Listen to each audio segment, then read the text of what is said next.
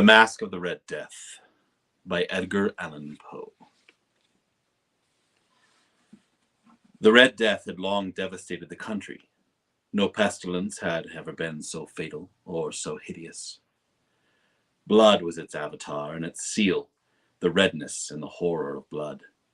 There were sharp pains and sudden dizziness, and then profuse bleeding at the pores with dissolution. The scarlet stains upon the body, and especially upon the face of the victim, were the pest ban which shut him out from the aid and from the sympathy of his fellow men.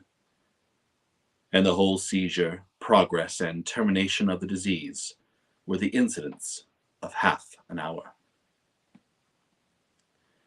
But the Prince Prospero was happy and dauntless and sagacious. When his dominions were half depopulated, he summoned to his presence 1,000 hale and light-hearted friends from among the knights and dames of his court. And with these retired to the deep seclusion of one of his castled abbeys. This was an extensive and magnificent structure, the creation of the prince's own eccentric yet august taste. The strong and lofty wall girdled it in. This wall had gates of iron. The courtiers, having entered, brought furnaces and massy hammers and welded the bolts. They resolved to leave means neither of ingress or egress to the sudden impulses of despair or of frenzy within. The abbey was amply provisioned. With such precautions, the courtiers might bid defiance and contagion. The external world could take care of itself. In the meantime, it was folly to grieve or to think. The prince had provided all the appliances of pleasure. There were buffoons, there were improvisatori, there were ballet dancers, there were musicians, there was beauty, there was wine.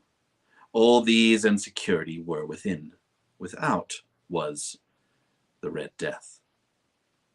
It was toward the close of the 5th or 6th month of his seclusion, and while the pestilence raged most furiously abroad, that the Prince Prospero entertained his 1,000 friends at a masked ball of the most unusual magnificence. It was a voluptuous scene, that masquerade. But first let me tell of the rooms in which it was held. There were 7, an imperial suite. In many palaces, however, such suites form a long and straight vista, while the folding doors slide back nearly to the walls on either hand, so that the view of the whole extent is scarcely impeded. Here the case was very different, as might have been expected from the Duke's love of the bazaar. The apartments were so irregularly disposed that the vision embraced but little more than one at a time. There was a sharp turn at every 20 or 30 yards, and at each turn a novel effect. To the right and left, in the middle of each wall, a tall and narrow Gothic window looked out upon a closed corridor, which pursued the windings of the suite. These windows were of stained glass, whose color varied in accordance with the prevailing hue of the decorations of the chamber into which it opened. That at the eastern extremity was hung, for example, in blue, and vividly blue were its windows. The second chamber was purple, in the ornaments and tapestries, and here the panes were purple. The third was green throughout, and so were the casements. The fourth was furnished and lighted with orange, the 5th with white, the 6th with violet. The 7th apartment was closely shrouded in black velvet tapestries that hung all over the ceiling and down the walls, falling in heavy folds upon the carpet, of the same material and hue. But in this chamber only, the color of the windows failed to correspond with the decorations. The panes here were scarlet, a deep red color. Now in no one of the 7 apartments was there any lamp or candelabrum, amid the profusion of gold ornaments that lay scattered to and fro or depending from the roof. There was no light of any kind emanating from lamp or candle within the suite of chambers, but in the corridors that followed the suite there stood, opposite to each window, a heavy tripod bearing a brazier of fire that projected its rays throughout the tinted glass and so glaringly illuminated the room. And thus were produced a multitude of gaudy and fantastic appearances. But in the western or black chamber, the effect of the firelight that streamed upon the dark hangings through the blood-tinted panes was ghastly in the extreme, and produced so wild a look upon the countenances of those who entered, that there were few in the company bold enough to set foot within its precincts at all. It was in this apartment also that there stood against the western wall a gigantic clock of ebony. Its pendulum swung to and fro in a dull, heavy, monotonous clang. And when the minute hand made the circuit of the face, and the hour was to be stricken, there came from the brazen lungs of the clock a sound which was clear and loud and deep and exceedingly musical, but of so peculiar a note and emphasis that at each lapse of an hour the musicians of the orchestra were constrained to pause momentarily in the performance to hearken to the sound, and thus the waltzers perforce ceased their evolutions, and there was a brief disconcert of the whole gay company. And while the chimes of the clock yet rang, it was observed that the giddiest grew pale, and the more aged and sedate passed their hands over their brows as if in confused reverie and meditation. And when the echoes had fully ceased, a light laughter at once pervaded the assembly.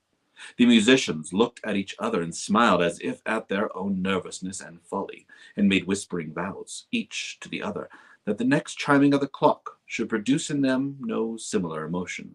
And then, after the lapse of 60 minutes, which embrace 3,600 seconds of the time that flies, there came yet another chiming of the clock, and then were the same disconcert and tremulousness and meditation as before.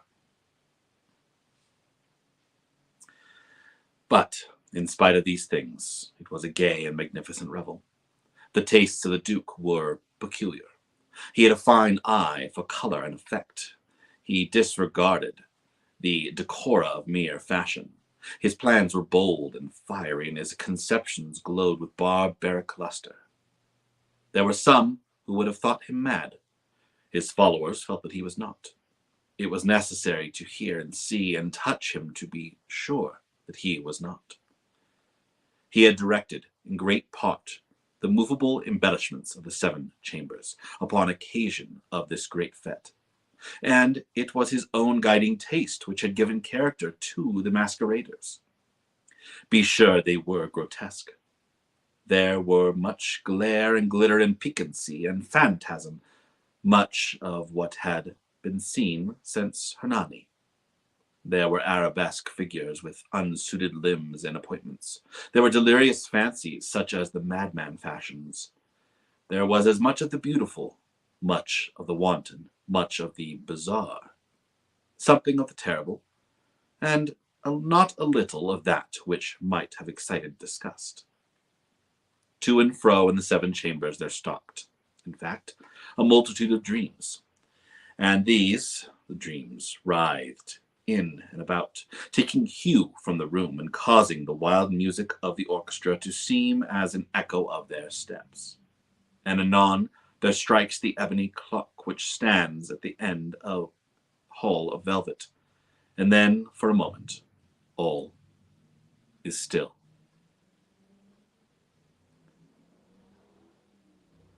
All is silent save the voice of the clock. The dreams are stiff frozen as they stand, but the echoes of the chime die away. They have endured but an instant, and a light, half-subdued laughter floats after them as they depart. And now again the music swells, and the dreams live and writhe to and fro more merrily than ever, taking hue from the many tinted windows through which stream the rays from the tripods. But to the chamber which lies most westwardly of the 7, there are now none of the maskers who venture, for the night is waning away, and there flows a ruddier light through the blood-colored panes, and the blackness of the sable drapery appalls, and to him whose foot falls upon the sable carpet there comes from the near clock of ebony a muffled peal, more solemnly emphatic than any which reaches their ears who indulge in the more remote gaieties of the other apartments. But these other apartments were densely crowded, and in them beat feverishly the heart of life, and the revel went whirringly on until at length there commenced the sounding of midnight upon the clock, and then the music ceased, as I have told, and the evolutions of the waltzers were quieted, and there was an uneasy cessation of all things as before, and now there were 12 strokes to be sounded by the bell of the clock. Thus it happened, perhaps, that more of thought crept, with more of time, into the meditations of the thoughtful among those who revelled. And thus, too, it happened, perhaps, that before the last echo of the last chime had utterly sunk into silence, there were many individuals in the crowd who had found leisure to become aware of the presence of a masked figure which had arrested the attention of no single individual before. And the rumor of this new presence having spread itself whisperingly around, there arose at length from the whole company a buzz or murmur, expressive of disapprobation, and then, suddenly, surprise, then finally of terror, of horror and disgust. In an assembly of phantasms, such as I have painted, it may well be supposed that no ordinary appearance could have excited such sensation. In truth, the masquerade license of the night was nearly unlimited. But the figure in question had out-Heroded Herod, and gone beyond the bounds of even the prince's indefinite decorum. There were chords in the heart of the most reckless which cannot be touched without emotion, even with the utterly lost, to whom life and death are equally jests. There are matters of which no jest can be made. The whole company, indeed, seemed now deeply to feel that in costume and bearing of the stranger neither wit nor propriety existed. The figure was tall and gaunt, enshrouded from head to foot in the habiliments of the grave. The mask, which concealed the visage, was made so nearly to resemble the countenance of a stiffened corpse that the closest scrutiny must have had difficulty in detecting the cheat. And yet all this might have been endured, if not approved, by the mad revellers around. But the mummer had gone so far as to assume the type of the Red Death. His vesture was dabbled in blood, and his broad brow, with all the features of the face, was besprinkled with the scarlet horror. When the eyes of Prince Prospero fell upon this spectral image, which with a slow and solemn movement, as if more fully to sustain its rôle, stalked to and fro among the waltzers, he was seen to be convulsed in the first moment, with a strong shudder either of terror or distaste, but in the next his brow reddened with rage. "Who dares?" he demanded hoarsely of the courtiers who stood near him. "Who dares insult us with this blasphemous mockery? Seize him and unmask him, that we may know whom we have to hang at sunrise from the battlements." It was in the eastern or blue chamber, in which stood the Prince Prospero as he uttered these words. They rang throughout the 7 rooms, loudly and clearly, for the prince was a bold and robust man. The music had become hushed at the waving of his hand. It was in the blue room, where stood the prince with a group of pale courtiers by his side. At first, as he spoke, there was a slight rushing movement of this group in the direction of the intruder, who at the moment was also near at hand, and now, with deliberate and stately step, made closer approach to the speaker.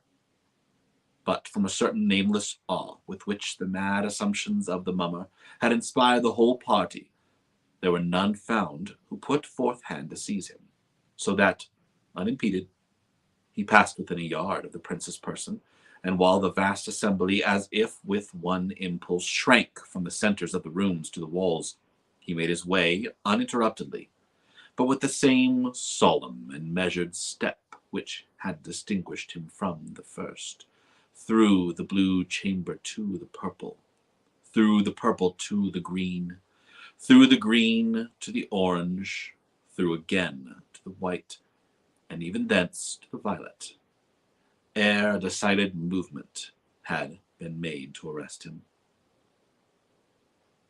It was then, however, that the Prince Prospero, maddened with rage and the shame of his own momentary cowardice, rushed hurriedly through the 6 chambers, while none followed him on account of a deadly terror that had seized upon all. He bore aloft a drawn dagger, and had approached in rapid impetuousness to within 3 or 4 feet of the retreating figure, when the latter, having attained the extremity of the velvet apartment, turned suddenly and confronted his pursuer. There was a sharp cry, and the dagger dropped gleaming upon the sable carpet, upon which, instantly afterwards, fell prostrate, in death, the Prince Prospero. Then, summoning the wild courage of despair, the throng of revelers at once threw themselves upon the black apparition, into the black apartment, and seizing the mummer, whose tall figure stood erect and motionless within the shadow of the ebony clock, gasped in unutterable horror at finding the grave cerements and corpse-like mask which they handled with so violent a rudeness, untenanted by any tangible form. It was thus acknowledged the presence of the Red Death. He had come like a thief in the night, and one by one dropped the revelers in the blood-bedewed holes of their revel, and died each in the despairing posture of his fall, and the life of the ebony clock went out with that of the last of the gay, and the flames of the tripods expired, and darkness and decay and the Red Death held illimitable dominion over all.